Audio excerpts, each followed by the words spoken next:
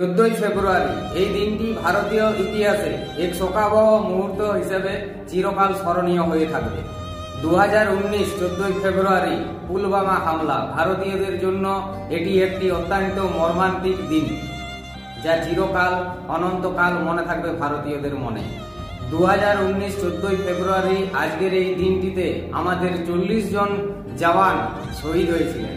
যেমন আমরা মায়ের ঋণ সারা জীবন কখনো শোধ করতে পারবো না, সেরকম আমরা জওয়ানদের ঋণও কিন্তু কখনোই শোধ করতে পারবো না। ওনারা ওখানে বর্ডারে 24 ঘন্টা দাঁড়িয়ে আছে, রোদ জল বৃষ্টি ঝড় বর্ষা, তার জন্যই আমরা এখানে স্বাধীনভাবে বেঁচে আছি।